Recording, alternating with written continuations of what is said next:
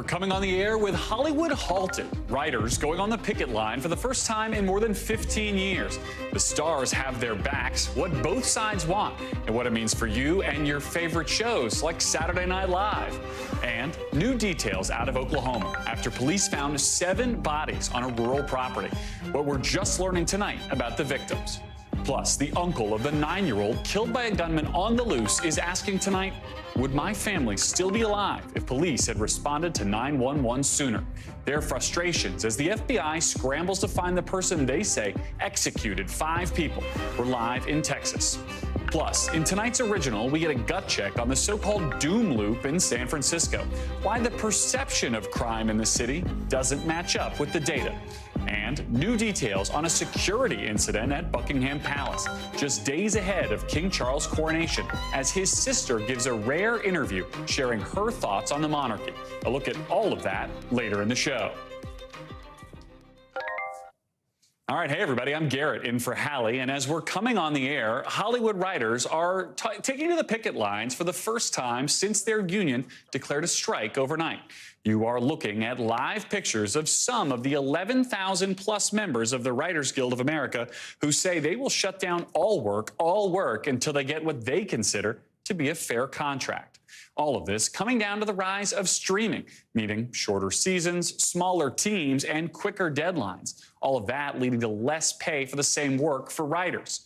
The union says in a statement that the studios on the other side of the table have, in their words, quote, broken the business, and that they've been given no other choice. The group of studios involved in those negotiations say they made a last-minute offer of, quote, generous increases in compensation for writers, as well as improvements in streaming residuals, and that they hope they return to the table to, as they say, break the logjam. And we should mention at this point that Comcast, the parent corporation that owns our parent company, NBC Universal, is one of the many big studios involved in negotiations with the writers. Now, viewers at home will see new episodes of some of their favorite content disappear from the airwaves pretty much immediately. Shows that tape live or daily, like the late night shows, soap operas, even SNL. The writers seemingly having the support of one key group, the stars that actually speak the words they script. Listen. Well, I'm not in the rooms. I don't get what the problem is. Like, everything change with streaming and everybody needs to be compensated for their work. That's easy. I don't get it. Wouldn't have a show if it wasn't for my writers, and I support them all the way. They got to have a fair contract. NBC's Marissa Parra is on the picket line for us tonight in Burbank, California. So, Mar, the studios say they want to get back to the negotiating table. How quickly do you see that happening, and what kind of roadblocks are there to getting back to discussions? Yeah, well, this is just for some reference. What you're seeing behind me, this is one of at least 10 different protests and the picket lines here in Los Angeles and Burbank, California. But we know that we've seen similar scenes in New York. So let's talk about what it is that they are fighting for. There's a couple major sticking points that they just couldn't get past the negotiating table. But the big picture here, before I get into that, it really comes down to an increase in pay, especially in this new world of streaming, and also protections and regulations for artificial intelligence. TV minimums, film negotiations, AI is a big one. They refuse to move on anything. If you look at the proposals, they're not offering anything worth, their counters are garbage. Like, we demand more. The people who create everything that you love deserve to be paid living wage. So, Garrett, the thing to remember here is streaming is the concern of today. They say that with streaming, they have fewer episodes, and they typically get paid per episode. They're not able to go on other productions, but production time is longer, and that means that they're making less money. But then protections for the future, for the writers of tomorrow, making sure that artificial intelligence isn't taking the jobs of the writers of today. Mar, I'm old enough to remember the 100-day strike back in 2007. You talked about some of the immediate effects, the talk shows, the daily shows. But what happens if we end up in a longer standoff between the parties here? It's going to depend on how long this lasts. I mean, we're already seeing the talk shows, the soap operas, but we could see delays in film release dates. We could see delays in your favorite shows, and that's really going to depend on how long this lasts. That one was a 100-day strike 15 years ago. I'm going to walk a little bit so maybe we can get closer to this as I wrap up here, just to say that the thing is here, they say that this is such a high-stakes moment in the history of film production and TV production. They say they are willing to fight, Garrett, as long as it takes. The stakes are high here. So this could be a fight that's dragged out for a long time. Yes, it could. Mara, thank you for the reporting. And we're just now hearing that police are closing the same stretch of I-55 where a dust storm caused a 72-car pileup in southern Illinois until high winds died down. That's as police are begging for information on the two unidentified victims. Look here, this is some of the new video highlighting the scope of that deadly crash that killed 6 people. It's hard to tell from this video what's smoke from the fires and what's dust from the storm. We know the name of one of the victims, 88-year-old Shirley Harper. And you see here pictures our team got of the burned and mangled cars. Police say 37 people went to the hospital, ages ranging from 2 up to 80. The state police head calling it a series of unusual circumstances. It's simply a terrible, terrible tragedy. Certainly, dust storms happen, but it is not something that happens every day here in this part of Illinois or in any part of Illinois. Jesse Kirsch joins us now from Divernon, Illinois. So, Jesse, police say they're nowhere near any kind of possible criminal charges. They've got a lot of investigating to do about possible negligence here. They're talking to meteorologists. I mean, walk us through the stages of this case right now. Yeah, so Garrett, what appears to be abundantly clear is that this was a very rare confluence of circumstances. You can hear right now, and you can probably see, winds are gusting powerfully again. And right now, the stretch of highway behind me, which is the same stretch that was closed yesterday, is once again shut down because of concerns over high winds and the potential for a dust storm. We were on our way over here and got a blast on our phones from the National Weather Service. I've gotten them from tornadoes before. I've gotten them for thunderstorms, right? I have not gotten them tied to this before in this area. You know, I spent a lot of time living in Chicago. I never saw that kind of alert before. So just to give you a context of the rarity of the situation that we're looking at here, and officials have said that there are dust storms. Dust does blow off of farmland around here, but to have it lead to such a catastrophic situation is a rarity. So here's what is said to have happened. The National Weather Service says that freshly planted farmland had dust coming off of it. And I can tell you, just driving here today, I did see farming equipment out in some of the fields along the highway, and you could see dust coming off of the back of that farming equipment. So the National Weather Service says there were winds gusting up to 45 miles per hour yesterday, propelled that dust and created this dust storm along this stretch of highway, I-55. We're in between Chicago and St. Louis. To put this into perspective where we are. Again, this is something that has been said to be rare, this confluence of circumstances, but they do get dust here. Here's part of what we heard from officials at a press conference earlier. It does not benefit a farmer to lose a bunch of their topsoil. So they have no motivation or no reason that they would want to do something that would cause this in any way. So again, that is talking about the possibility of someone trying to do something purposefully or with negligence around here. State police saying that doesn't make sense, that it would have been a farmer deliberately trying to do something that would have kicked up soil in a way that would have created this mess that has unfortunately claimed 6 lives, Garrett. Yeah, bizarre confluence of events nonetheless. Jesse, our Decatur, Illinois affiliate spoke with 2 of the survivors of the crash who were going in the opposite direction. The first man who helped a woman out of her car, then the second who got stuck himself. Watch this. Wheels of one semi against one door and wheels of the other semi against the other door, and she was stuck behind the steering wheel. Take assessment of yourself, and you're like, oh, I'm okay. And then you just like hope that other people are okay. Just a terrifying set of circumstances here, but I understand we're getting an update on the condition of some of the people who were hurt in all of this. Yeah, so one of the hospital systems says that they had many of the people who were taken to the hospitals. They say that most of those people that they've received have been discharged. What we know about those who are injured is that it's at least 37 people. Police say that that includes at least one child as young as 2 years old and that there are some life-threatening injuries. But again, it sounds like most of the people have been released from the hospital at this point, which is obviously some reassuring news. And just another point on the tragedy here, Garrett. We know that 6 people were killed, according to officials. They say they have positively identified one person, tentatively identified a few more, but authorities are asking for help identifying 2 people because of the severity of the damage done, Garrett. You can really hear the wind kicking up behind you. Jesse Kirsch, be careful out there. Thank you for your reporting.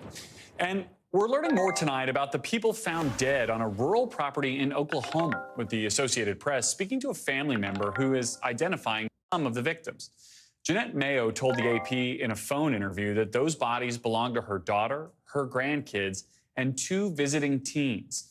This after police told reporters at the scene yesterday that another one of the bodies was ID'd as convicted sex offender James McFadden. Authorities say they found the bodies during the search for a 14-year-old named Ivy Webster, who you see there on the left, and 16-year-old Brittany Brewer, who's on the right. They were last seen at around 1 a.m. yesterday, possibly in McFadden's car. Oklahoma Highway Patrol sent around this missing persons advisory on Monday, but then they canceled it later in the afternoon. Police haven't confirmed whether Ivy and Brittany are among the dead. Vaughn Hilliard joins me now with some more reporting on this. So, Vaughn, what other details do we have about this right now? How did police even find these bodies?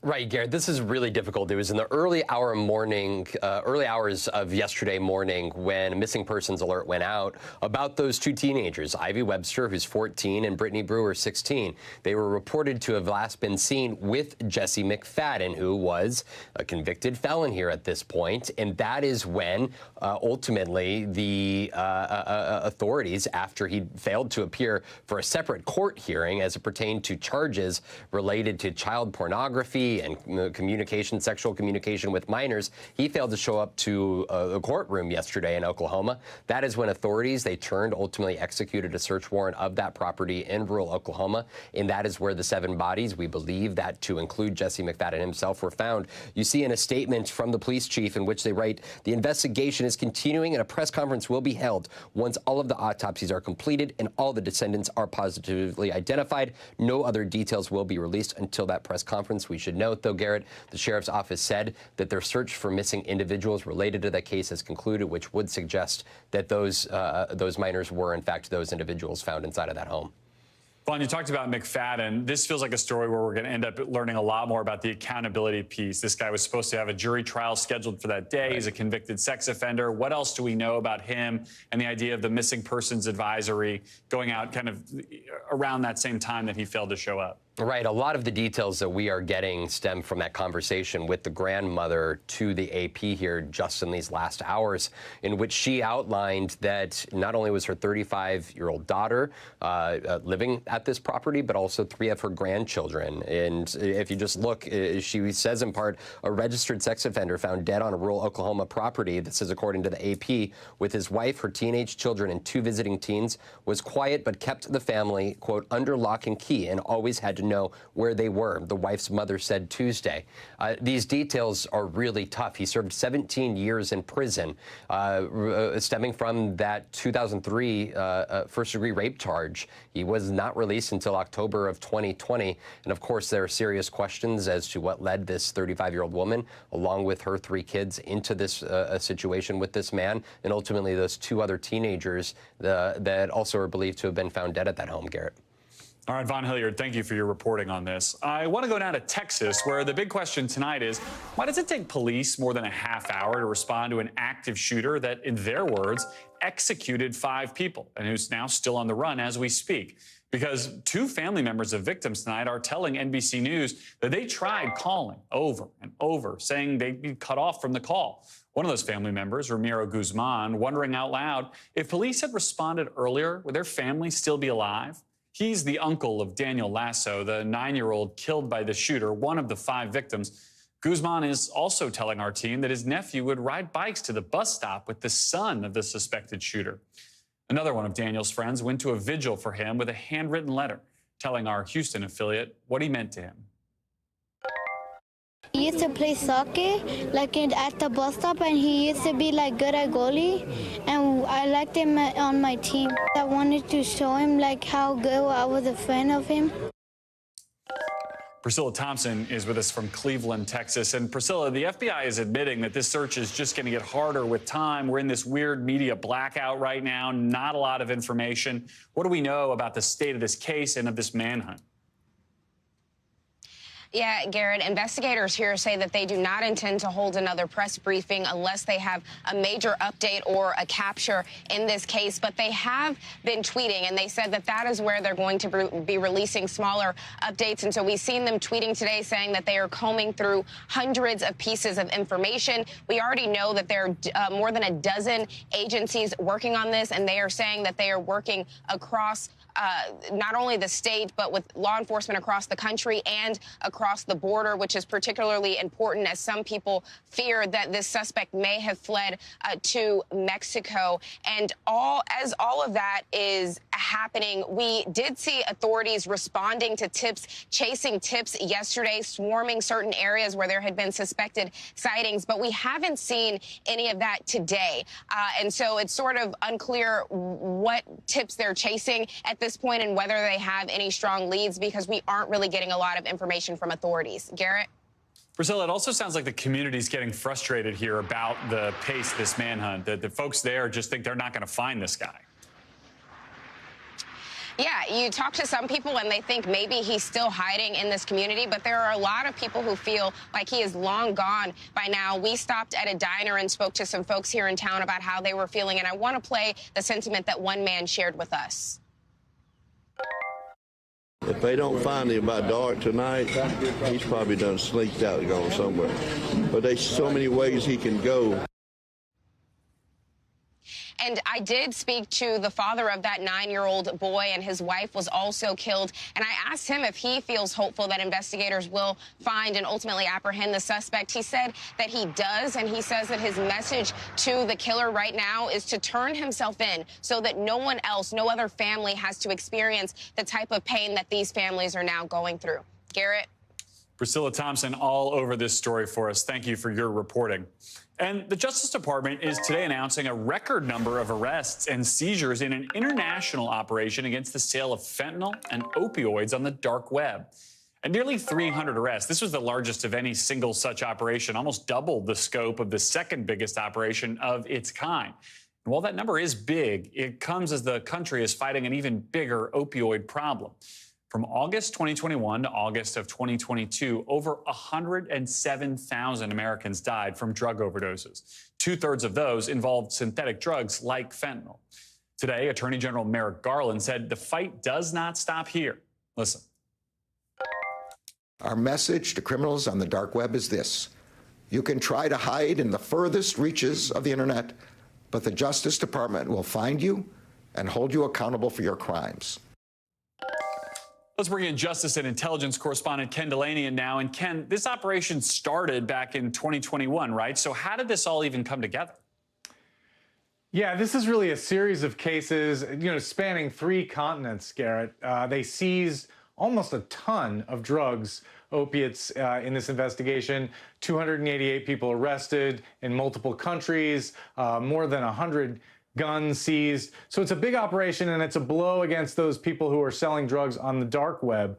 At the same time, it's a bit of a marketing effort, I have to say, by the Justice Department, because some of these cases were indicted as long as a year ago. But they are under a lot of pressure to show the public that they're doing something in response to this horrific crisis that you described with fentanyl overdoses. And today was an example of them showing that they are, in fact, doing something. I mean, can you talk a little bit more about that, Ken? I mean, obviously, there's only so much domestic law enforcement you can do when you're talking about a crisis that involves people overseas making these drugs, smuggling them into the country. I mean, how much do you think the Justice Department was able to bite off with this announcement today, and how much bigger is the problem that they're still trying to address?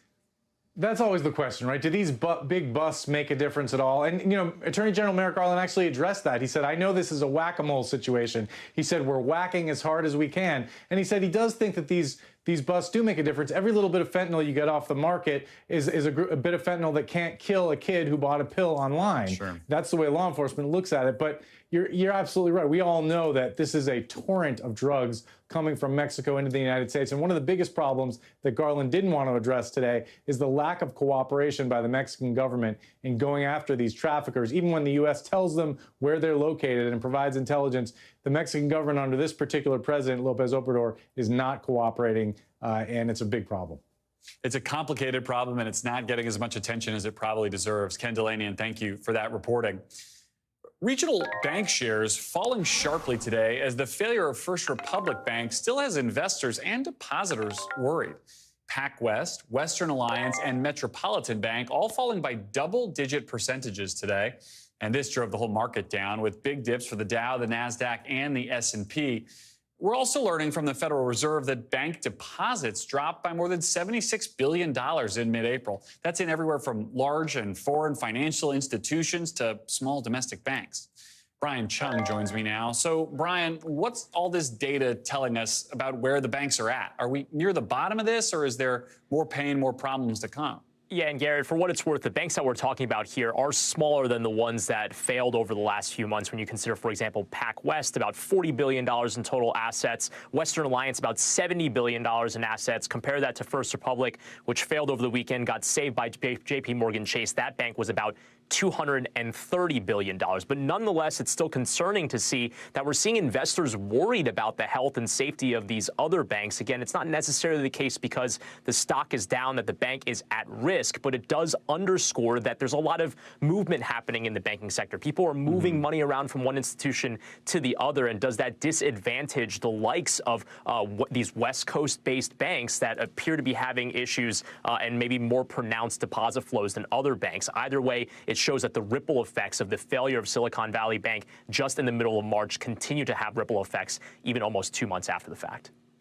And the Biden administration has said that U.S. taxpayer dollars won't be used to bail out these banks. But there's obviously a lot of emergency funding that's going towards the cause, helping these banks make the various deals to get bought by somebody else. Will American taxpayers, bankers, people who, like you and me, who just have your deposits at your bank, end up paying for this one way or the other? I mean, there's no such thing as free money when it comes to this sort of thing, right? Yeah, no, well, there's no free money anywhere. That's kind of a fact. But when we talk about the banking sector, it does cost money to resolve a bank that fails. So, for example, Silicon Valley Bank is estimated to have about a $20 billion impact, and the failure of First Republic, even though they sold it to JP Morgan Chase, is still going to be about $13 billion. But the cost of that is being borne by the Deposit Insurance Fund, which is held by the Federal Deposit Insurance Corporation. That fund is put together by fees that the FDIC collects from the banks themselves. So it's not taxpayer money, but when you talk about where it bleeds down to, well, those fees could get passed on to people that have deposit accounts at those banks in the form of fees to open up accounts there, for example. So it's a bit indirect, but as you mentioned, it's got to get paid somewhere, and that Deposit Insurance Fund does indirectly come from the many people that have bank accounts in this country. So certainly worth asking that question. But again, not the same thing as taxpayer funds, is not appropriated by Congress or anything of the like. Appreciate the clarification. Brian Chung, thank you. And the U.S. Surgeon General today taking a big step by calling loneliness and isolation both an epidemic and a public health concern. In an 81-page report, Surgeon General Vivek Murthy outlines the risk that loneliness, something half of U.S. adults experience, poses to our society. He says loneliness can lead not only to depression and anxiety, but also to other physical ailments like heart disease, dementia, or stroke. The report is encouraging people to search for more of a connection with each other in real life, rather than just through things like texting or social media. Murthy has opened up about his own struggles in his own life. He spoke with Hallie about them last year. As a child, I struggled a lot with my mental health. I felt lonely at times. I struggled with anxiety, but I didn't know who to talk to about it. I felt this real sense of shame. And I look at my own children now, who are 4 and 6, and I don't want them to go through what I went through. Let's bring in Stephanie Gosk now. So, Steph, this is really taking the issue of loneliness one step further, highlighting how it affects your physical health, calling it an epidemic. Yeah. What were some of the other key headlines out of this, and why did the U.S. Surgeon General feel like they needed to take this step in the first place? Well, you know, it is personal for him, as you highlighted there with that soundbite. He said that he spent a lot of time talking to Americans, and one of the things that really kind of stood out for him was the fact that a lot of people feel that there's been this loss of connection. You talk about the importance of getting together in groups and talking to each other. Everyone knows that loneliness doesn't feel great. Everyone knows when you feel lonely, you wish you were around other people. But we don't often think about really the long-term health effects of it, the mental health aspects of it, depression and anxiety, but also the physical effects that people have. And the Surgeon General is putting it on par right now with activities like that we are very familiar with, like smoking and drinking, also inactivity, that all of those pose a risk. And the number is fairly startling. Your risk of premature death increases by 60% if you are experiencing prolonged loneliness. So the point of this advisory is to raise awareness, but it's also to provide some solutions. And here's what he had to say to me about what the cure can be here.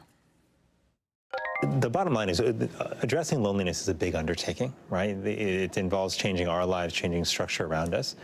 But it's important for us to recognize we each have a role here, and that's where we need to focus. It's all levels, really, Garrett. It's not just the personal level. It is also the societal level. He's really talking about trying to change the social fabric of our country, which is a pretty monumental task.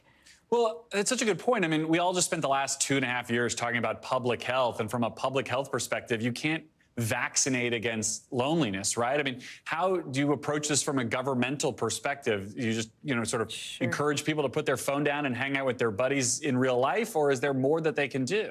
Well, it's a little bit of that for sure, and that is actually part of the cure. Put the phone down and have face-to-face interaction with people.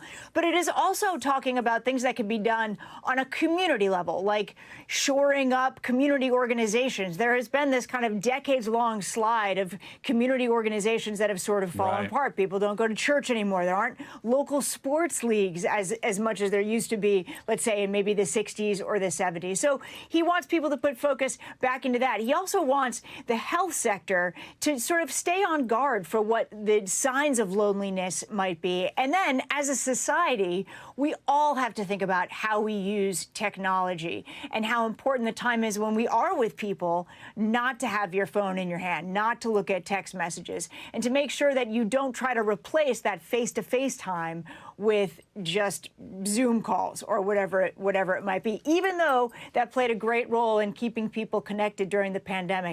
You need to be with people, and you need to have that face-to-face time. Nothing really replaces it, is his message. Steph, I'm thinking you, me, Brian Chung, Ken Delanian, bowling league. I think we could work something out here. Everyone put your phone in, I don't know, some kind of wicker basket, put it on a table, and we'll just chat. That's all right. We'll work on this. Stephanie Goss, thank you. You're welcome. All right, and coming up, is Vice going away? Once known as one of the most successful news startups of all time, it looks like they're now headed for bankruptcy. Plus, why the Biden administration is sending troops to the southern border. That's later in our 5 Things.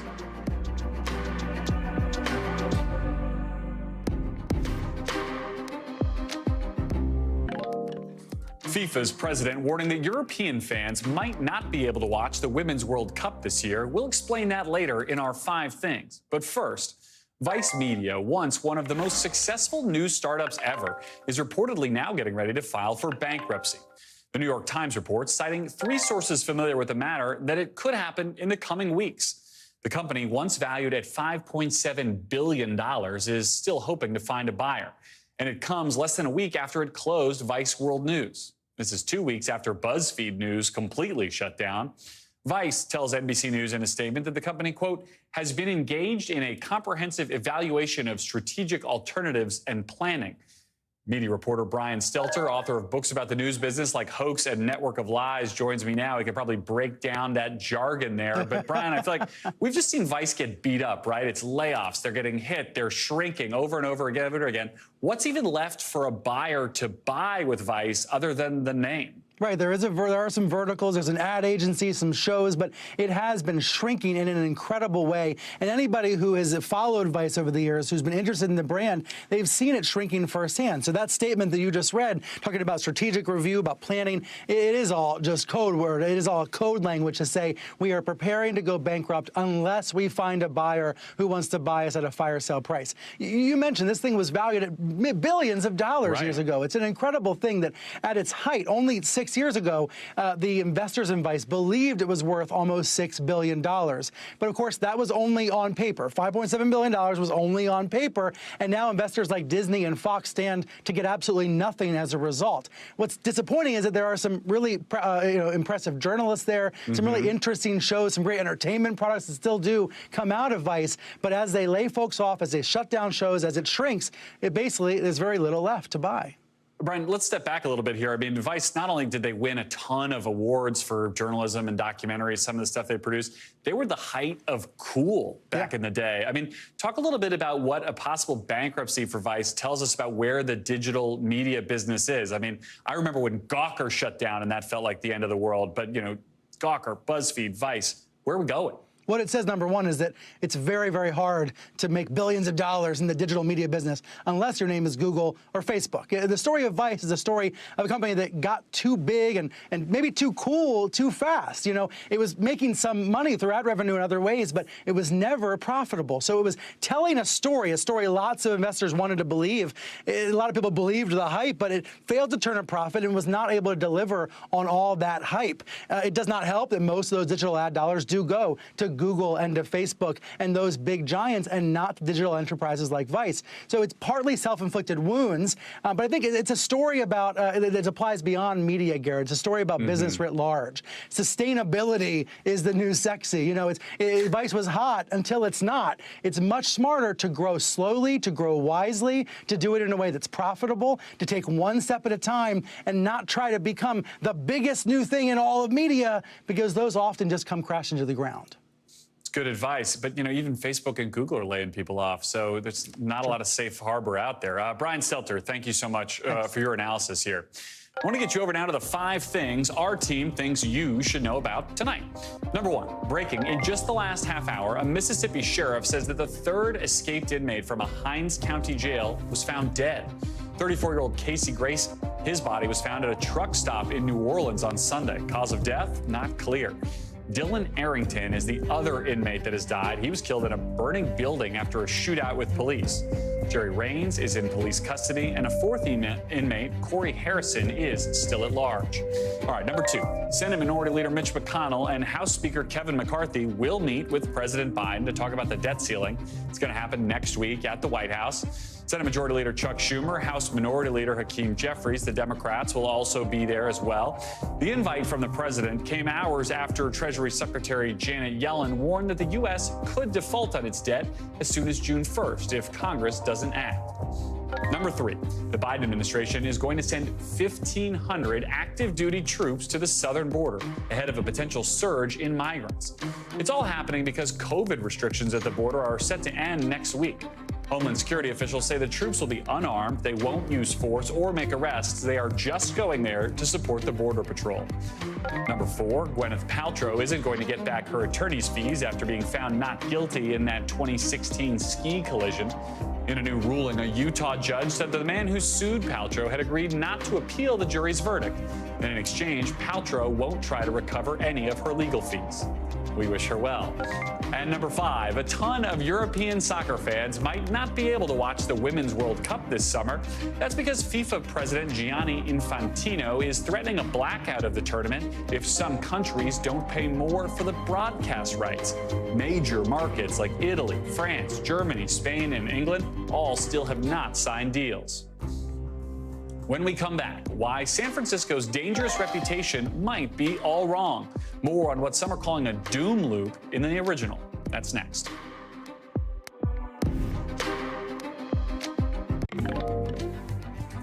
National Park archaeologists explored a now submerged island off the coast of Florida. What they found underwater later this hour. But first, we want to bring you the original with in-depth reporting on a topic we've been watching. The arraignment for the man accused of stabbing CashApp founder Bob Lee is wrapping up tonight in San Francisco as we were on the air. You'll remember Lee's murder on April 4th sent shockwaves through the community and sparked fear that San Francisco is becoming even more dangerous. But the city's violent reputation doesn't necessarily line up with the data. It's something researchers have looked into before. In fact, the Brookings Institution calls this the so-called urban doom loop. It's a negative belief cycle where, in this case, something like the high-profile killing of Bob Lee can reinforce perceptions that aren't necessarily accurate. Jake Ward reports.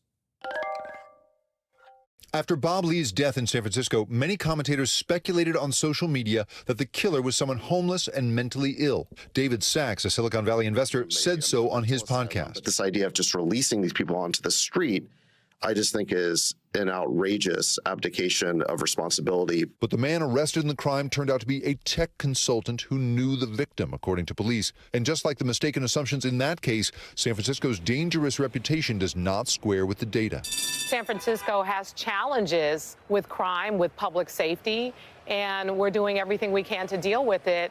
But just because people are seeing it in a more heightened way because of social media, videos, and sadly, sometimes people jumping to conclusions, it's unfortunately made San Francisco a bit of a target. Violent crime in San Francisco is at historic lows, and its murder rate is far below most other cities its size, according to police and FBI data. But the pandemic brought a wave of property crime. The bike connection saw its windows smashed repeatedly. Have you had much in the way of property damage since then? Thankfully, no. Just kind of vandalism type things, but we haven't had any major attempts to have our bikes stolen. No big break-ins? No big break-ins. What about drug activity on the streets? What do you see about that? That does seem to be worse. It seems like fentanyl has really gotten to a lot more kids. And that is where San Francisco really suffers. A fentanyl epidemic here. More than 200 overdose deaths in just the first 3 months of the year has the governor calling in the Highway Patrol and the National Guard to help. The district attorney, Brooke Jenkins, criticized her predecessor's progressive reforms and ran for office on a platform of greater accountability. Prosecutions and convictions are up. I've taken a very strong approach in sending a message that this is not going to be something that we tolerate or take lightly because of the fact that we have so many overdose deaths. And should we be in any way doubtful that that's going to make a difference, considering that we're not seeing fundamental numbers like overdose deaths go down? Those problems seem to be just as bad as they've ever been.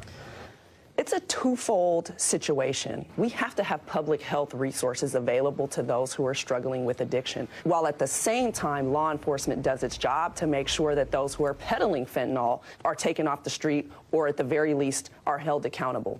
But while San Franciscans are as safe from violent crime as they were in the 1960s, Jenkins says perception as well as data shapes her priorities, like aggressively prosecuting drug dealers. Our metric is what the people of San Francisco feel, what the people who come into San Francisco to work and to visit feel. And irrespective of what the data shows, we have a job to do to make sure that we address that feeling. But the city's public defender says that perception distracts from long-term policies that can actually change the city's drug problem. Housing, job opportunities, people get more stable, and people get more stable, we're less likely to have these kind of overdose deaths. And more prosecution does not, in your view, solve that problem? Not at all. We know that from 50 years of experience. Jake Ward joins me now. Jake, we got a through line now with fentanyl from the beginning of this broadcast. We just heard the San Francisco public defender say that there are long-term policies he believes can help change some of the underlying issues here. What might we see? What could a city like San Francisco do to address it? Well, I think, Garrett, that, for people who visit the city, of a weekend, the surface level trouble you see has to do with homelessness and mental illness and, of course, drug abuse on the streets. But when you live here, as I do for as long as I have, you begin to see that there are other bigger problems. There is, for instance, no inpatient facility for mental health treatment in the city limits. You have to go all the way to Napa, more than an hour away, to get to something like that. We don't have some of the big facilities that one needs needs to address the extraordinary problems that afflict people living without housing here. And that's not even talking about the lack of housing itself. We're coming off right now this being one of the most expensive real estate markets in the world.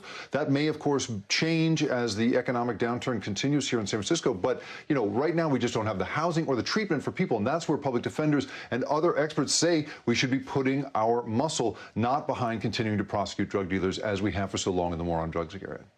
Finding a way to fight crime and improve safety in cities, and the perception of safety is going to be such a big issue in all these different cities coast to coast. Jake, I appreciate your reporting on this issue so much. Thank you.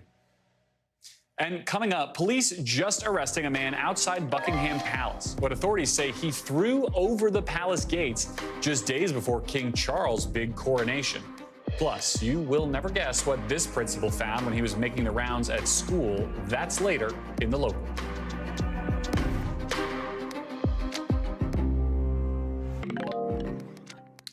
We're back with breaking news out of London, where police say they've arrested a man outside Buckingham Palace following a controlled explosion there.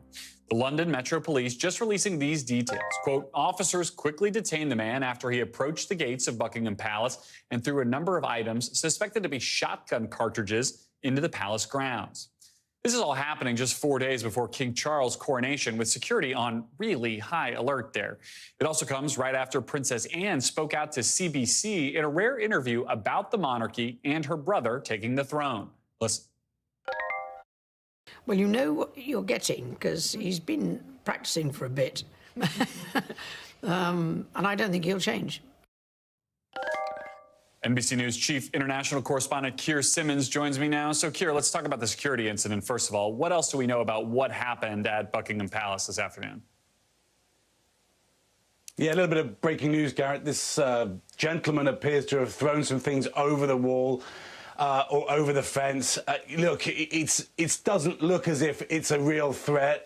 It doesn't appear that the King or the Queen Consort was in residence at Buckingham Palace at the time. The police are talking that there may have been some mental health issues involved, but inevitably, it puts the focus on the security arrangements for the coronation. We often forget, don't we, with public figures, that they go out in public, thousands of people in the crowds, and actually that is a real risk. That is the job of the British royal family, and so that is what they will do on Saturday. But the police saying that they have arrested this guy, saying the man has been arrested on suspicion of possession of an offensive weapon. Cordons are in place after the man was also found to be in possession of a suspicious bag. There was also a controlled explosion. Those cordons are gone now. I think there's a sense of calm. The police don't seem to be too worried, but of course they will be concerned to try to protect the royal family in the days ahead, particularly on Saturday. I imagine so. Let's talk more about this interview that Princess Anne gave. I thought it was interesting that she talked about the idea that she doesn't think her brother will change. There are a lot of people on both sides of the pond who are very interested in the ways that the monarchy could change in the future. Oh, yeah, and the King would like it to change. And I think on Saturday at the coronation, what you'll see is a ceremony with 1,000 years of tradition, but with some real changes. For example, I think the King may well nod towards his belief that it shouldn't just be the Church of England, it should be multiple faiths that are recognised, because Britain is a country of multiple faiths. Hey, look, I mean, Princess Anne, the Princess Royal, she is quite something, isn't she? I mean, she is almost a caricature of stoic. There is, throughout this interview, and I watched the whole thing, I mean, if she feels emotional, you don't see it. I mean, you kind of lean into screen trying to see if there's even a flicker when she talks about her mum, the late Queen, sitting on her own in those pews at the funeral of her husband, Prince Philip. And when she's asked about the future of the royal family, the future of the monarchy, keep in mind, she's being asked about the future of everything she was brought up to believe in, 71 years old. She's asked that question, and she just gives an absolutely straight answer. Take a listen. It doesn't sound like a good idea from where I'm standing. Because I believe that there is a genuine benefit from this particular arrangement. The constitutional monarchy has real benefits. She's a tough interview. I mean, the interviewer at one point asks her whether she's worried about the future of the monarchy. Yeah, I mean, I'd be a little nervous. You know, look, the interviewer asks her about whether she's anxious about the future of the monarchy. The polls are suggesting that there is a slow decline in support. She says, well, you're putting words in my mouth, but then appears to, and it's difficult to tell, appears to suggest they are worried. You know, look, they should be worried because events like coronations, actually, honestly, like the funeral, the passing of the Queen, like weddings, of course, do lead to a surge in support for the British royal family. But particularly among the young, people are asking questions. And, you know, as you heard her say there, she believes that it maintains a kind of equilibrium, if you like, that it's a balancing force in Britain and around the world. But there are obviously those ongoing questions about whether a monarchy with a king who's there simply because of his birthright, whether that is something that works today in our modern world. Keir Simmons, you've faced down Vladimir Putin. I think we got to get you an interview with Princess Anne. We need to make that happen for NBC News. Well, I'm not sure which one I'd be more nervous of, honestly. I bet not. Keir Simmons, thank you for your reporting. Here at NBC, we cover hundreds of stories each day because you couldn't possibly read, watch, or listen to all of them. Our bureau teams have done it for you. And this is what they tell us is going on in their regions in a segment we call The Local. From our Washington, D.C. bureau, which I sit, the longtime mayor of Prospect Park, New Jersey, says he was blocked by Secret Service from attending a White House event to mark the end of Ramadan, event he was invited to. The mayor, who's Muslim and says he was born in Syria, says he doesn't know why it happened, but he believes his name is mistakenly on an FBI list. The Secret Service confirmed he wasn't cleared to enter, but they haven't given an explanation as to why not. From our Southern Bureau, archaeologists just found a grave from the 19th century underwater in Florida. Officials say it's the remains of a quarantine hospital that was used to treat yellow fever patients between 1890 and 1900, and that dozens of people may have been buried there. The hospital was originally built on dry land, of course, so officials say the findings also highlight the impact of climate change and of major storms. And the Southern Bureau also shares this. The principal at an elementary school in West Virginia got quite a surprise while unlocking the school's dumpster one morning. Security footage, look at that, shows a black bear coming out of the dumpster and the principal sensibly running in the opposite direction. It's still unclear how the bear ended up locked in the dumpster in the first place. Now, still to come, the big tech company banning the AI like ChatGPT because workers were misusing it. More on that next.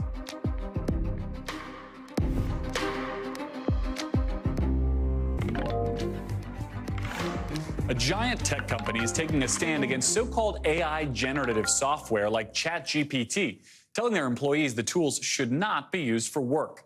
In a memo to staff, Samsung is saying they're barring the service after they discovered cases of employees misusing the tech. According to a Bloomberg report, Samsung engineers uploaded sensitive code to the website, raising fears that insider data could be leaked to the public and their rivals. ChatGPT is the creation of the company OpenAI, which is backed by one of those rivals, Microsoft. You can see where this is going. The move by Microsoft comes just before tech leaders are set to gather with Vice President Kamala Harris over at the White House on Thursday to discuss the risks that AI poses. NBC tech reporter Dave Ingram joins me now. So, Dave, from an intellectual property standpoint, how dangerous is it for companies like Samsung to essentially give away data to tools like ChatGPT? I mean, we're not supposed to use it for stories and things like that we're working on at NBC. That's right. NBC News is also among the companies where employees are not using ChatGPT.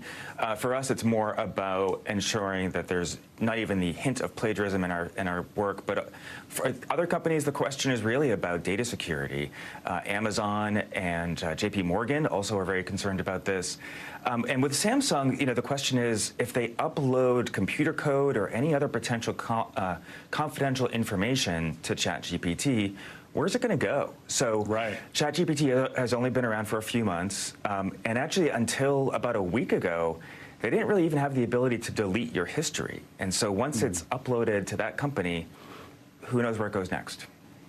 Now, there are, of course, companies that are embracing these tools. That's why they're being built. And you've got people like Goldman Sachs using a ChatGPT-like tool to generate code for them. How far away are we from a world where, as a company, if you're not finding a way to use AI somehow, you're just not competitive? Yeah, Garrett, I think a lot of people would say that we're almost there right now. Goldman Sachs, you mentioned, is dipping their toe in this water. Morgan Stanley, their wealth management division, I've spoken to them about how they're using ChatGPT, sort of a cousin of it, to do research for wealthy clients who are seeking investment advice. So, once you start seeing these banks one by one adopt this technology, it's a sign, I think, of where the money is headed, and there's a lot of money going into adopting this technology across a variety of industries. So I think companies are already feeling that competitive pressure to at least tell their investors, tell their customers that they are on the leading edge of this technology. It's a brave new world out there. Dave Ingram, thank you.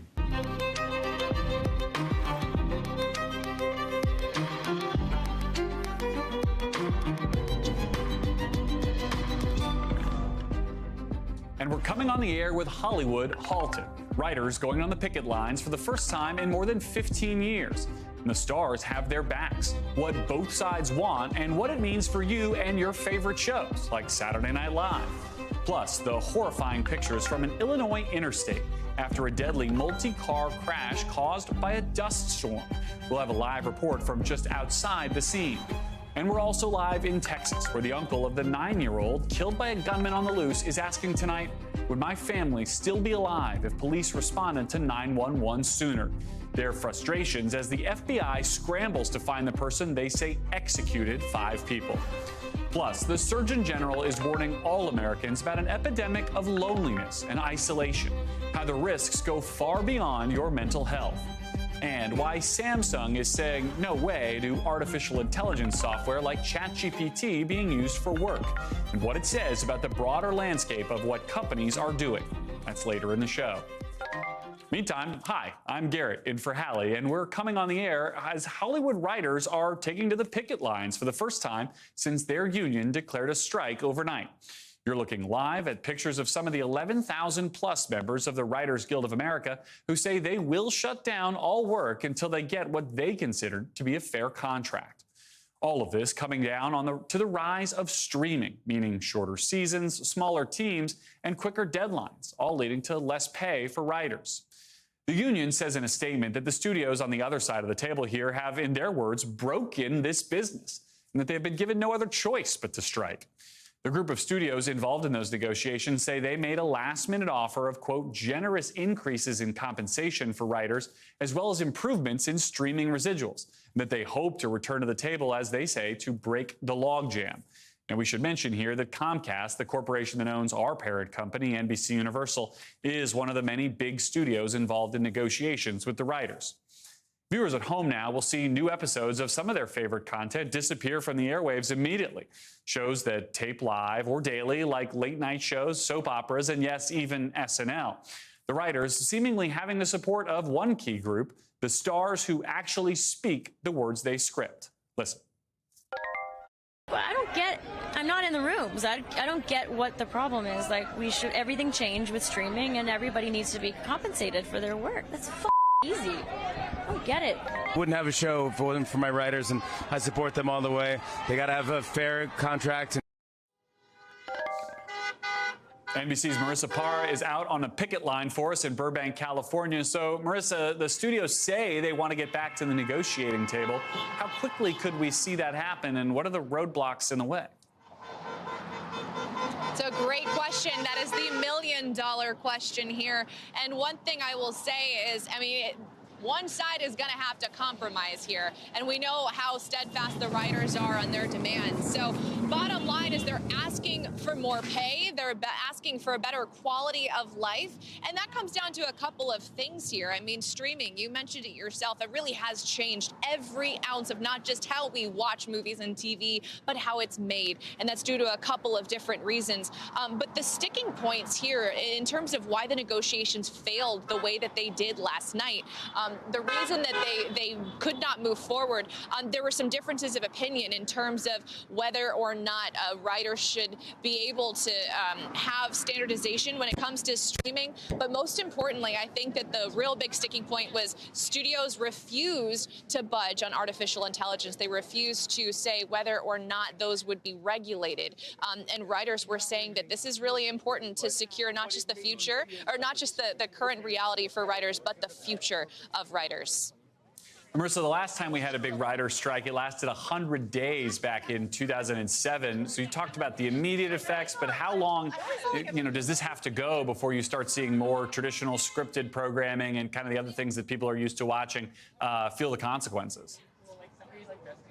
So if I heard you right, I think what you're asking is how long we think this is going to last, and that really depends. So we spoke to a number of writers, and we had asked, how long are you willing to be out here on the picket lines not doing what you love? And they said, bottom line, we're willing to do what it takes. We're willing to fight for as long as we need to. But this really will have a ripple effect throughout Hollywood. You said it yourself. It's not just late night television and soap operas, but this halt in production will eventually, depending on how long it lasts, if it's anything like what we saw last time, 15 years ago, 100-day strike caused many delays in film releases, TV production. We saw The Office, Scrubs. These shows were cut short. Their seasons were cut short because of the solidarity. We saw actors like Steve Carell refusing to cross the picket line. I mean, you may see some signs that are not just WGA, but there's SAG-AFTRA, other unions that are saying they stand in solidarity. So regardless of whether or not the shows are written, if other members of production, like the actors, are refusing to film,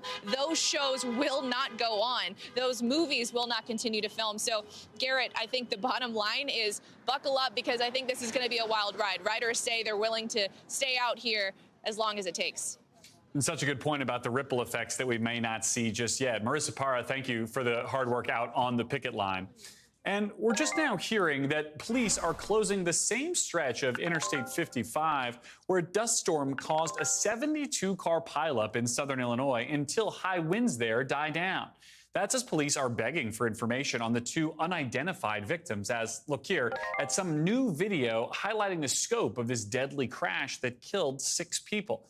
It's hard to tell from this video what's smoke from the fires and what's dust from the storm. We know the names now of one of the victims, 88-year-old Shirley Harper. You see here pictures our team got of the burned and mangled cars. Police say 37 people went to the hospital, ages ranging from 2 all the way up to 80. The state police head calling it a series of unusual circumstances. It's simply a terrible, terrible tragedy. Certainly, dust storms happen, but it is not something that happens every day here in this part of Illinois or in any part of Illinois.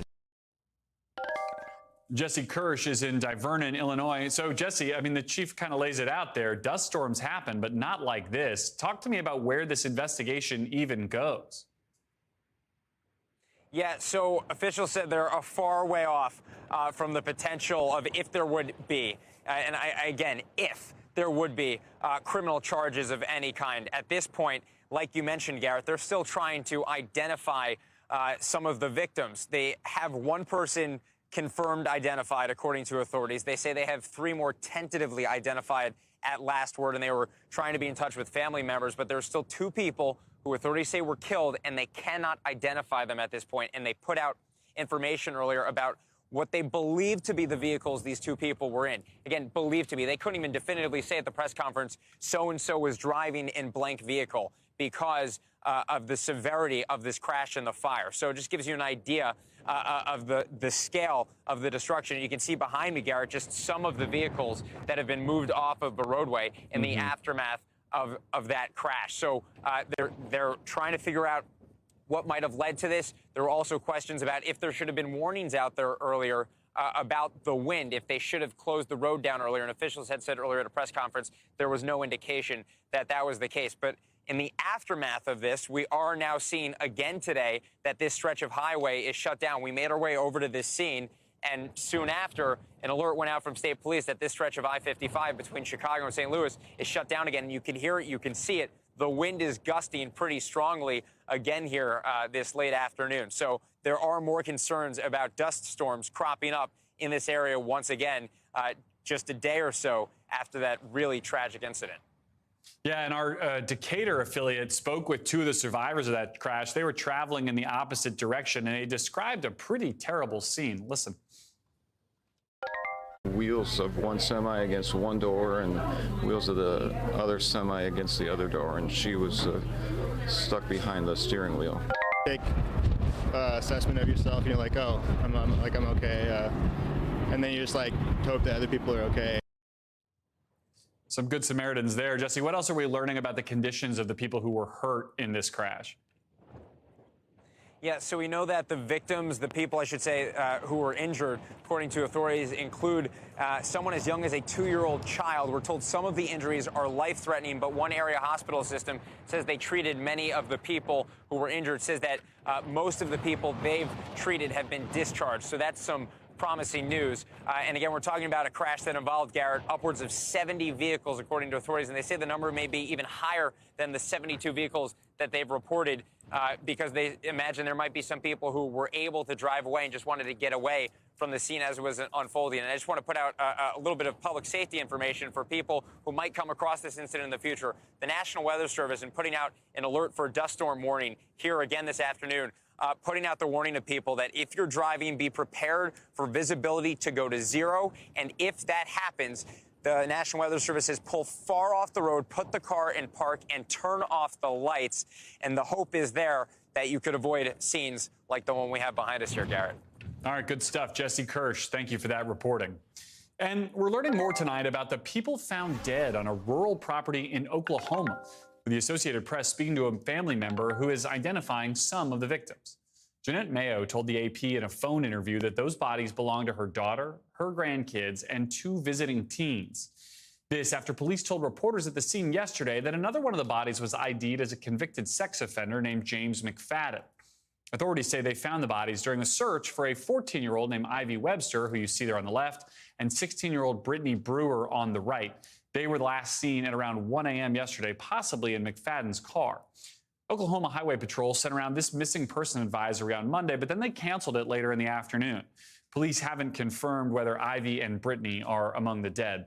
Vaughn Hilliard's been covering this story for us, and he joins us now. So, Vaughn, what more are police telling us about this, and what are we learning about McFadden, who's clearly the key player here? Right, Garrett, we're waiting for some key details to come from authorities about what led these 6 other individuals to this property with Jesse McFadden. Now, he's a 39-year-old man. He was convicted in 2003 on first-degree rape charge. He served 17 years in prison, released in October of 2020. It was in the early hours of Monday morning when the police put out a missing persons alert for that 14-year-old and that 16-year-old. Police said at the time that they believed those 2 individuals, those 2 teenagers, to be traveling with McFadden. Now, the grandmother's story here is an important one. This Oklahoma grandmother who says her 35-year-old daughter and 3 grandchildren were those other 4 bodies that were found on this property. And the details, again, they are grim and they are hard to grapple with. We should note that the police here at this time, in a statement, they said in part that the, quote, the investigation is continuing and a press conference will be held once all the autopsies are completed and all the descendants are positively identified. No other details will be released until that press conference. There's a lot of outstanding questions, Garrett. Yeah, and that grandmother's not the only person in the community we're hearing from. How are folks reacting down in Oklahoma to this story?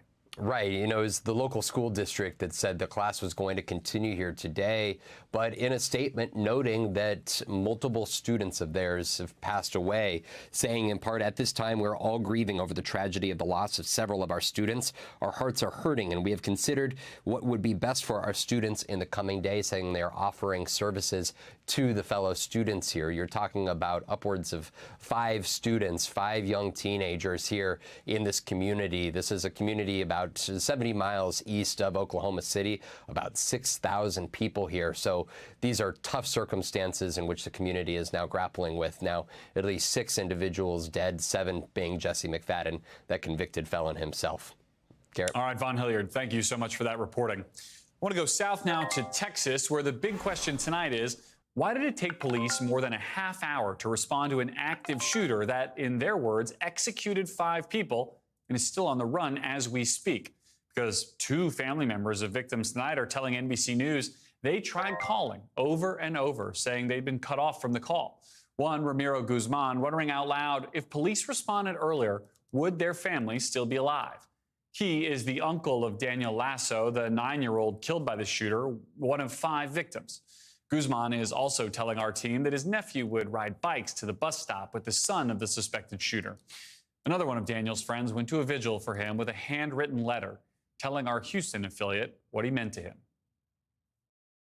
He used to play soccer, at the bus stop, and he used to be good at goalie, and I liked him on my team. I wanted to show him how good I was a fan of him.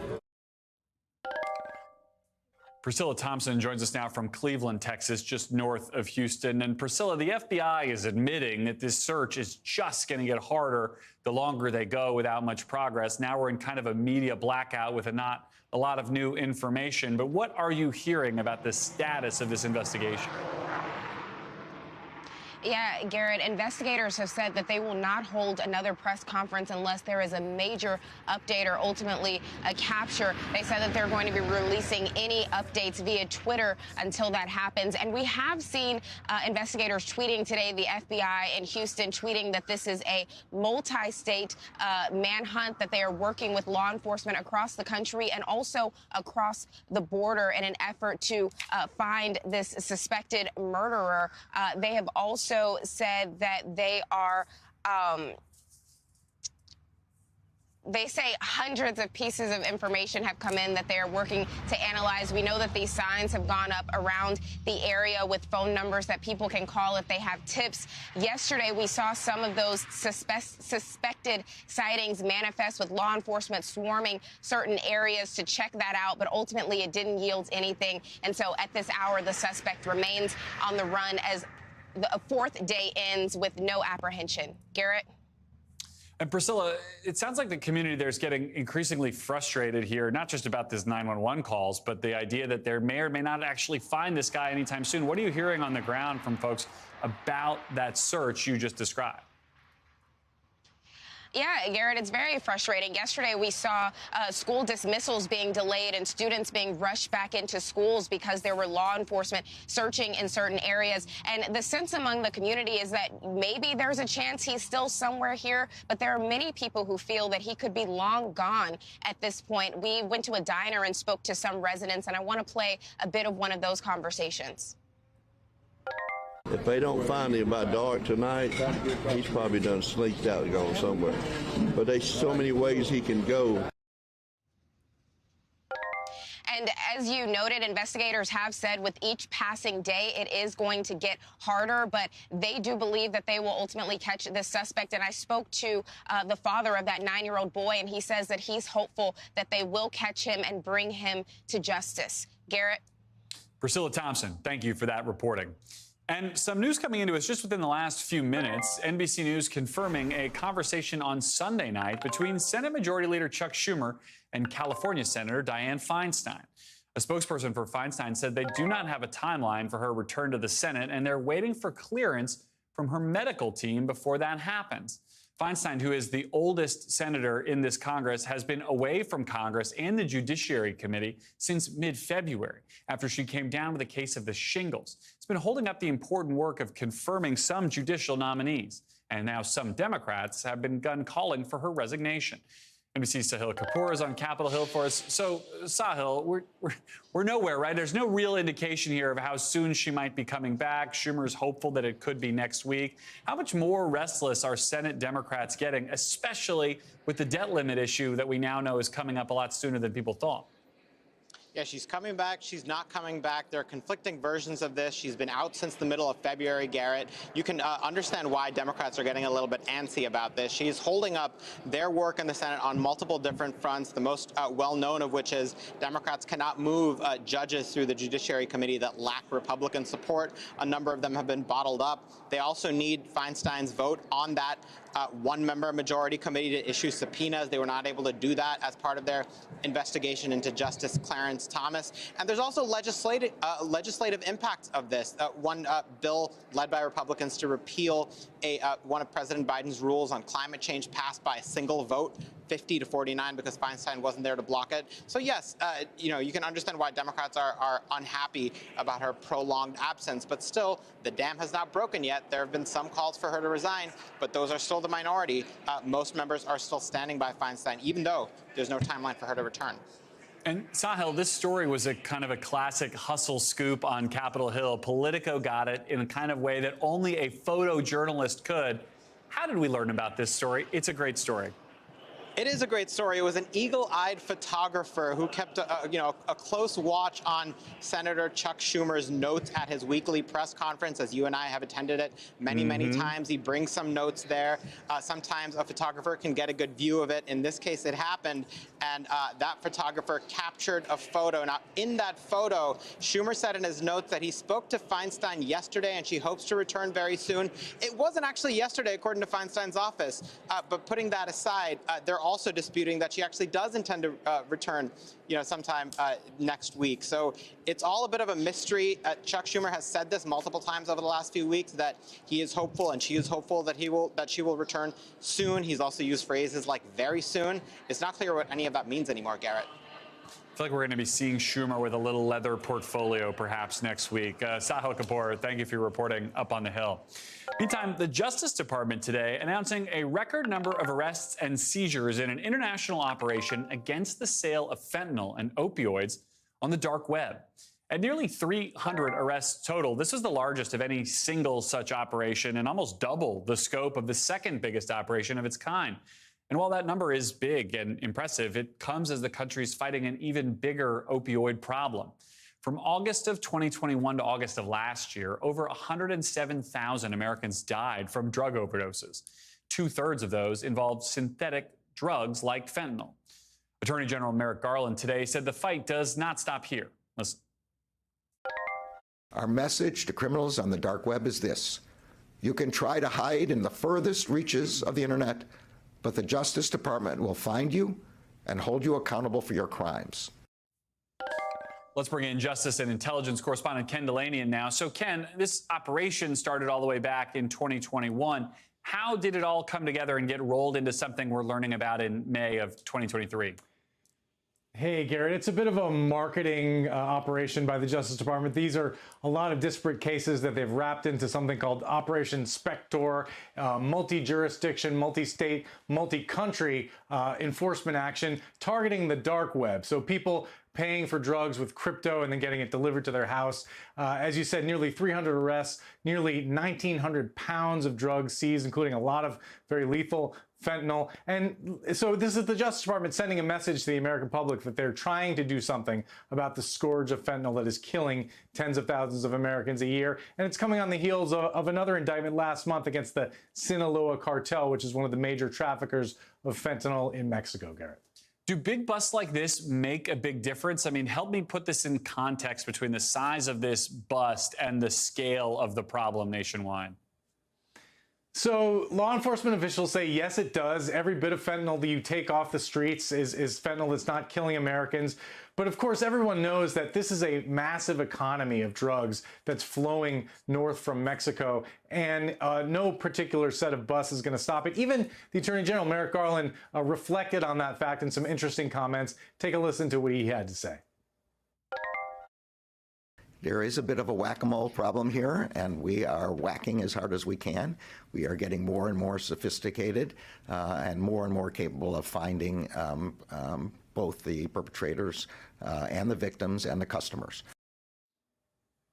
So that was a bit of candor from the Attorney General. What he didn't want to talk about, though, was what officials tell us is the utter lack of cooperation by the Mexican government under President Lopez Obrador with the United States in the effort to root out fentanyl trafficking in Mexico. That's a persistent problem, but it's one that Biden administration officials don't like to talk about in public because they say that that's counterproductive, Garrett. And they need Mexican officials on so many other issues. Ken Delaney, and thank you for that reporting.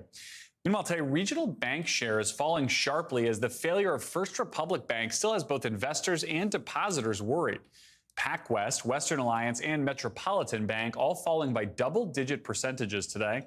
That drove the whole market down, with big dips for the Dow, the NASDAQ, and the S&P. We're also learning from the Federal Reserve that bank deposits dropped by more than $76 billion in mid-April in everything from large and foreign financial institutions to these smaller domestic banks. Brian Chung joins me now to break this all down. So, Brian, what's the data telling us? What are the markets telling us about where banks are and the level of confidence people have that we're near the bottom of this? Yeah, well, what it's telling us is that the aftershocks of the earthquake that happened when Silicon Valley Bank failed in mid-March are still being felt, and that's no more underscored than the fact that First Republic Bank just failed over the weekend. So this is really showing how there's a lot of scrutiny happening among investors who have been kind of shuffling around their portfolio, maybe wanting to get out of some of these other bank stocks, not necessarily out of a fear that they might fail, but certainly concerns that the landscape of the banking industry might look like further consolidation, where the likes of these regional banks might end up finding new handlers not long from now. So when you take a look, for example, at PacWest, at Western Alliance, those stocks were selling off today. We'll have to see whether or not that precedes any sort of concerns at those banks. But we have to remember, these banks that we're talking about are $40 billion, $70 billion, which is only a fraction of the size of the $230 billion First Republic that failed earlier this week. So it seems like there's a scale that we need to remember here as we continue to see these headlines, Garrett. Yeah, I think it's hard for people to get their head around the idea that $40 billion or $70 billion is a small bank, but in terms of the scale, it makes a big difference. I keep thinking about the last time we saw a bunch of banks fail, the start of the financial crisis, and all the anger that bubbled up about the idea that banks were getting bailed out and that regular people's money was being used to subsidize what amounted to risky financial decisions by these banks. Explain how this is different now, and the idea of, you know, whether folks' money like yours or my money or money in our banks might be used to bail out these banks or not. Yeah, well, taxpayer money was being used in 2008 when they set up the TARP funds to specifically bail out and make sure that they could save these huge institutions that were going under. Now, in this scenario, the FDIC and the government are taking a bit of a different playbook, and we saw that with First Republic. When it went under, they tried to simultaneously announce that there was going to be a private buyer that would absorb those assets. No taxpayer costs required. But we have to remember that the Federal Deposit Insurance Corporation, which is a government entity, does have some of the responsibility in footing part of the bill, because some of the bad assets they don't sell as part of those agreements with the likes of JP Morgan Chase. But that money is absorbed by the Deposit Insurance Fund, which is collected from fees from the banks that the FDIC charges, not from taxpayer money. Now, of course, whether or not the banks that get assessed that fee pass it on to consumers in the form of higher fees when you open up a deposit account, that is an open question. So we could indirectly bear the cost of it. But importantly, it's not coming from congressional appropriations, Garrett. A very important distinction. Brian Chung, thank you. And coming up, a big milestone in Boston today. What officials say happened today for the first time in more than 3 years. That's coming up in 5 Things.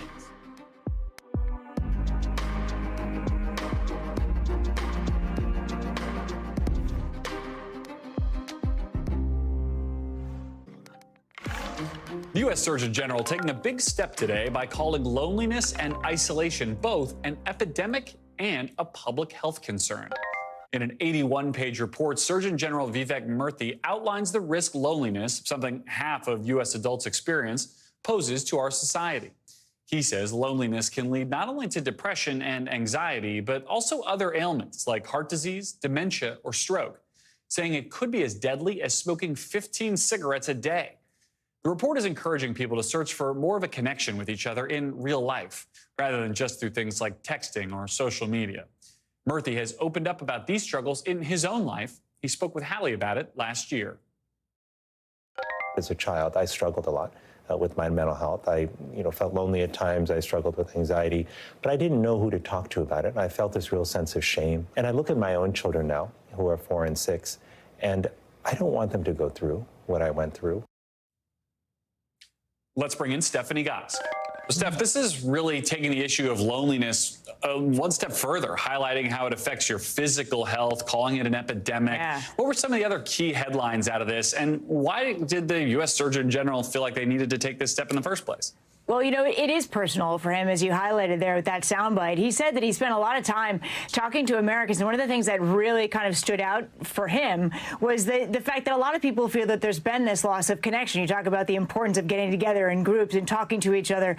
Everyone knows that loneliness doesn't feel great. Everyone knows when you feel lonely, you wish you were around other people. But we don't often think about really the long-term health effects of it, the mental health aspects of it, depression and anxiety, but also the physical effects that people have. And the Surgeon General is putting it on par right now with activities like that we are very familiar with, like smoking and drinking, also inactivity, that all of those pose a risk. And the number is fairly startling. Your risk of premature death increases by 60% if you are experiencing prolonged loneliness. So the point of this advisory is to raise awareness, but it's also to provide some solutions. And here's what he had to say to me about what the cure can be here. The bottom line is addressing loneliness is a big undertaking, right? It involves changing our lives, changing structure around us.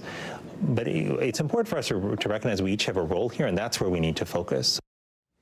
It's all levels, really, Garrett. It's not just the personal level. It is also the societal level. He's really talking about trying to change the social fabric of our country, which is a pretty monumental task. Well, it's such a good point. I mean, we all just spent the last 2.5 years talking about public health. And from a public health perspective, you can't vaccinate against loneliness, right? I mean, how do you approach this from a governmental perspective? You just, sort of encourage people to put their phone down and hang out with their buddies in real life, or is there more that they can do? Well, it's a little bit of that for sure, and that is actually part of the cure. Put the phone down and have face-to-face interaction with people. But it is also talking about things that can be done on a community level, like shoring up community organizations. There has been this kind of decades-long slide of community organizations that have sort of fallen apart. People don't go to church anymore. There aren't local sports leagues as much as there used to be, let's say, in maybe the 60s or the 70s. So he wants people to put focus back into that. He also wants the health sector to sort of stay on guard for what the signs of loneliness might be. And then, as a society, we all have to think about how we use technology and how important the time is when we are with people not to have your phone in your hand, not to look at text messages, and to make sure that you don't try to replace that face-to-face time with just Zoom calls or whatever it might be, even though that played a great role in keeping people connected during the pandemic. You need to be with people, and you need to have that face-to-face time. Nothing really replaces it, is his message. Steph, I'm thinking you, me, Brian Chung, Ken Delanian, bowling league. I think we could work something out here. Everyone put your phone in, I don't know, some kind of wicker basket, put it on a table, and we'll just chat. All right. We'll work on this. Stephanie Goss, thank you. And when we come back, why officials say San Francisco's dangerous reputation doesn't really line up with the data. We'll explain the so-called urban doom loop, a phrase you'll be using all week, next in tonight's original. After Bob Lee's death in San Francisco, many commentators speculated on social media that the killer was someone homeless and mentally ill. David Sachs, a Silicon Valley investor, said so on his podcast. This idea of just releasing these people onto the street, I just think is an outrageous abdication of responsibility. But the man arrested in the crime turned out to be a tech consultant who knew the victim, according to police. And just like the mistaken assumptions in that case, San Francisco's dangerous reputation does not square with the data. San Francisco has challenges with crime, with public safety, and we're doing everything we can to deal with it. But just because people are seeing it in a more heightened way because of social media, videos, and sadly, sometimes people jumping to conclusions, it's unfortunately made San Francisco a bit of a target. Violent crime in San Francisco is at historic lows, and its murder rate is far below most other cities its size, according to police and FBI data. But the pandemic brought a wave of property crime. The bike connection saw its windows smashed repeatedly. Have you had much in the way of property damage since then? Thankfully, no. Just kind of vandalism type things, but we haven't had any major attempts to have our bikes stolen. No big break-ins? No big break-ins. What about drug activity on the streets? What do you see about that? That does seem to be worse. It seems like fentanyl has really gotten to a lot more kids. And that is where San Francisco really suffers. A fentanyl epidemic here. More than 200 overdose deaths in just the first 3 months of the year has the governor calling in the Highway Patrol and the National Guard to help. The district attorney, Brooke Jenkins, criticized her predecessor's progressive reforms and ran for office on a platform of greater accountability. Prosecutions and convictions are up. I've taken a very strong approach in sending a message that this is not going to be something that we tolerate or take lightly because of the fact that we have so many overdose deaths. And should we be in any way doubtful that that's going to make a difference, considering that we're not seeing fundamental numbers like overdose deaths go down? Those problems seem to be just as bad as they've ever been. It's a twofold situation. We have to have public health resources available to those who are struggling with addiction, while at the same time law enforcement does its job to make sure that those who are peddling fentanyl are taken off the street or at the very least are held accountable. But while San Franciscans are as safe from violent crime as they were in the 1960s, Jenkins says perception as well as data shapes her priorities, like aggressively prosecuting drug dealers. Our metric is what the people of San Francisco feel, what the people who come into San Francisco to work and to visit feel. And irrespective of what the data shows, we have a job to do to make sure that we address that feeling. But the city's public defender says that perception distracts from long-term policies that can actually change the city's drug problem. Housing, job opportunities, people get more stable, and people get more stable, we're less likely to have these kind of overdose deaths. And more prosecution does not, in your view, solve that problem? Not at all. We know that from 50 years of experience. Jake Ward joins me now. Jake, we got a through line now with fentanyl from the beginning of this broadcast. We just heard the San Francisco public defender say that there are long-term policies he believes can help change some of the underlying issues here. What might we see? What could a city like San Francisco do to address it? Well, I think, Garrett, that, for people who visit the city, of a weekend, the surface level trouble you see has to do with homelessness and mental illness and, of course, drug abuse on the streets. But when you live here, as I do for as long as I have, you begin to see that there are other bigger problems. There is, for instance, no inpatient facility for mental health treatment in the city limits. You have to go all the way to Napa, more than an hour away, to get to something like that. We don't have some of the big facilities that one needs to address the extraordinary problems that afflict people living without housing here. And that's not even talking about the lack of housing itself. We're coming off right now this being one of the most expensive real estate markets in the world. That may, of course, change as the economic downturn continues here in San Francisco. But, right now we just don't have the housing or the treatment for people. And that's where public defenders and other experts say we should be putting our muscle not behind continuing to prosecute drug dealers as we have for so long in the war on drugs area. Finding a way to fight crime and improve safety in cities, and the perception of safety is going to be such a big issue in all these different cities coast to coast. Jake, I appreciate your reporting on this issue so much. Thank you.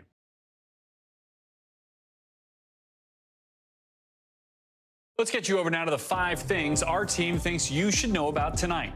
Number 1, a former Minneapolis police officer who's already been convicted of violating George Floyd's civil rights has now also been convicted in state court of aiding and abetting manslaughter in Floyd's death.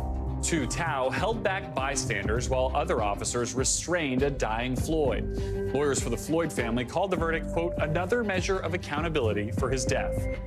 Number 2, the Biden administration is going to send 1,500 active duty troops to the southern border ahead of a potential surge in migrants. It's all happening because COVID restrictions at the border are set to end next week. Homeland Security officials say the troops will be unarmed and they won't use force or make arrests. They're only there to support the Border Patrol. Number 3, Vermont just became the first state to allow terminally ill people from out of state to receive assisted suicide services. The governor signed a bill that removes the residency requirement, but still mandates that the patients talk about the decision with a doctor. Number 4, Tufts Medical Center in Boston says it has reached a big milestone today.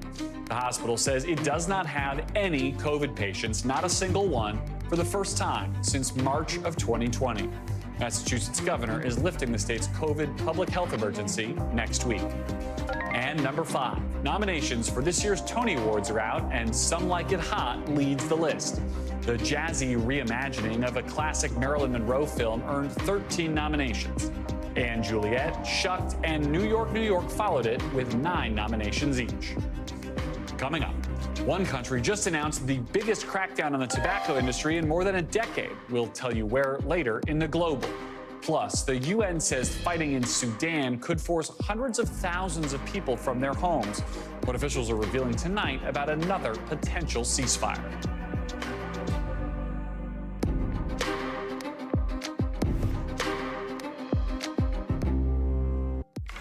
Vice Media, once one of the most successful news startups ever, is reportedly now getting ready to file for bankruptcy.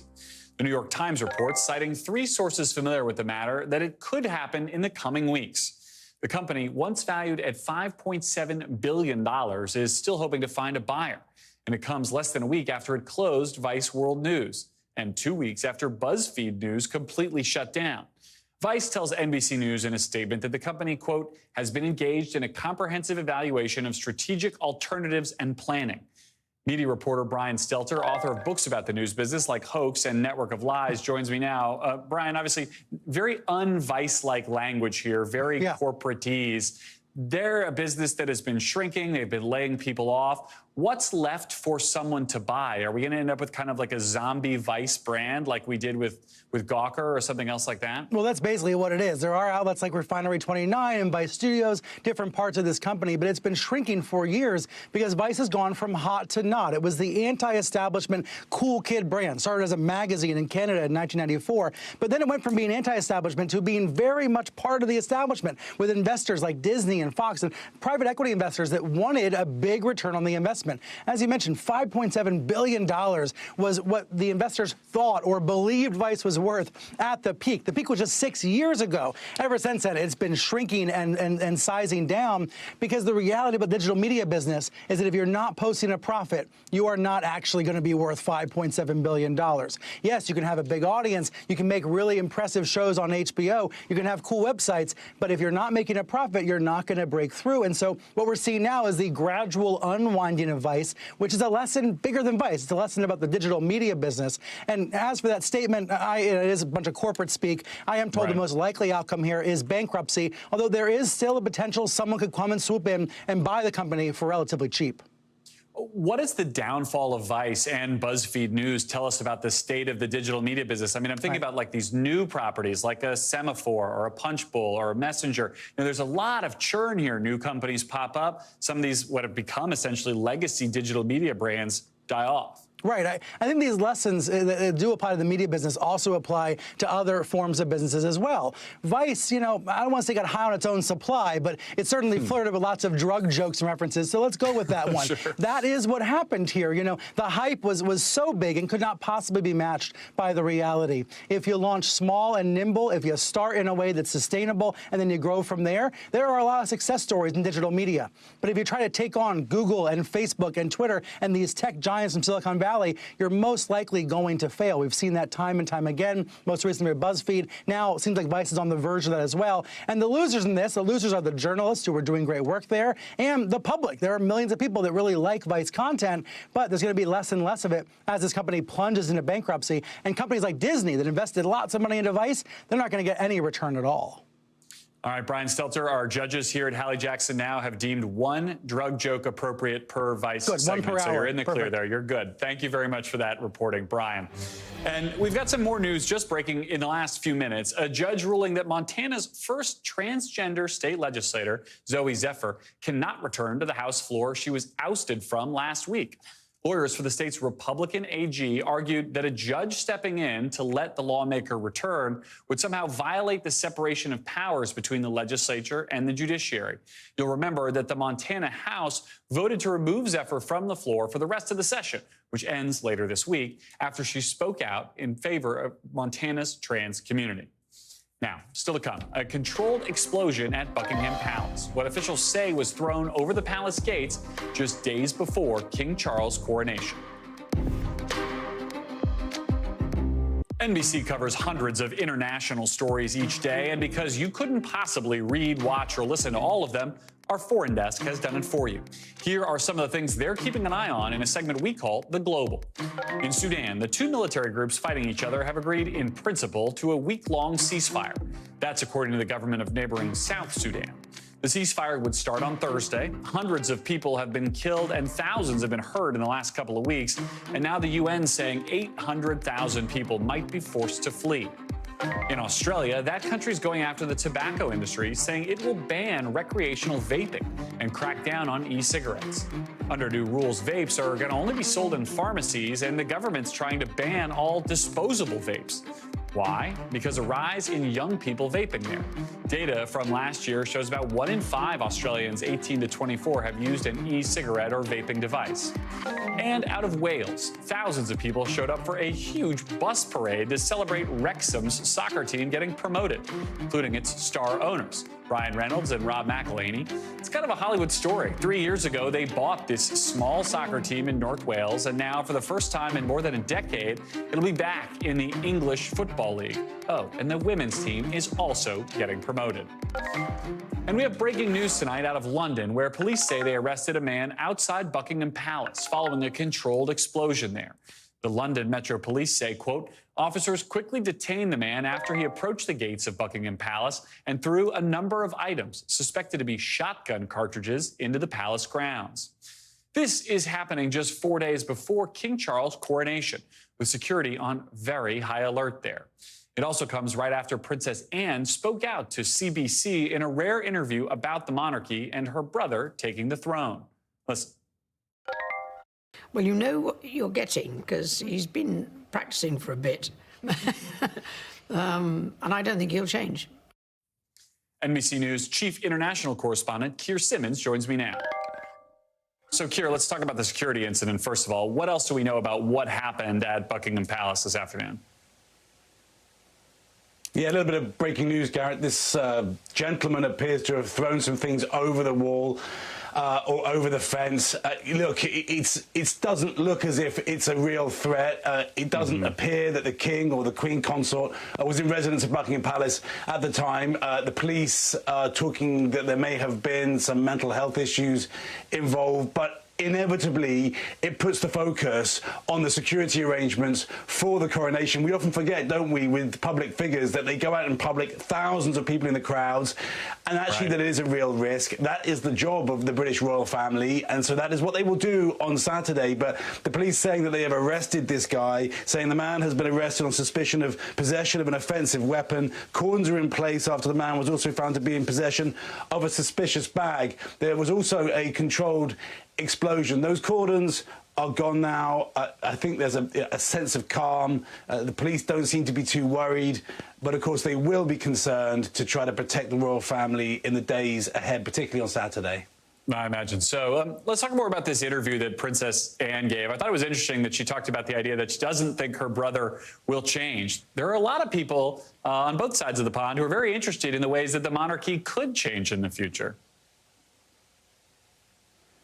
Oh, yeah, and the King would like it to change. And I think on Saturday at the coronation, what you'll see is a ceremony with 1,000 years of tradition, but with some real changes. For example, I think the King may well nod towards his belief that it shouldn't just be the Church of England, it should be multiple faiths that are recognised, because Britain is a country of multiple faiths. Hey, look, I mean, Princess Anne, the Princess Royal, she is quite something, isn't she? I mean, she is almost a caricature of stoic. There is, throughout this interview, and I watched the whole thing, I mean, if she feels emotional, you don't see it. I mean, you kind of lean into screen, trying to see if there's even a flicker when she talks about her mum, the late Queen, sitting on her own in those pews at the funeral of her husband, Prince Philip. And when she's asked about the future of the royal family, the future of the monarchy, keep in mind, she's being asked about the future of everything she was brought up to believe in. 71 years old, she's asked that question, and she just gives an absolutely straight answer. Take a listen. It doesn't sound like a good idea from where I'm standing. Because I believe that there is a genuine benefit from this particular arrangement. The constitutional monarchy has real benefits. She's a tough interview. I mean, the interviewer at one point asks her whether she's worried about the future of the monarchy. Yeah, I mean, I'd be a little nervous. You know, look, the interviewer asks her about whether she's anxious about the future of the monarchy. The polls are suggesting that there is a slow decline in support. She says, well, you're putting words in my mouth, but then appears to, and it's difficult to tell, appears to suggest they are worried. You know, look, they should be worried because events like coronations, actually, honestly, like the funeral, the passing of the Queen, like weddings, of course, do lead to a surge in support for the British royal family. But particularly among the young, people are asking questions. And, you know, as you heard her say there, I mean, she believes that it maintains a kind of equilibrium, if you like, that it's a balancing force in Britain and around the world. But there are obviously those ongoing questions about whether a monarchy with a king who's there simply because of his birthright, whether that is something that works today in our modern world. Keir Simmons, you've faced down Vladimir Putin. I think we got to get you an interview with Princess Anne. We need to make that happen for NBC News. Well, I'm not sure which one I'd be more nervous of, honestly. I bet not. Keir Simmons, thank you for your reporting. Thanks for watching our YouTube channel. Follow today's top stories and breaking news by downloading the NBC News app.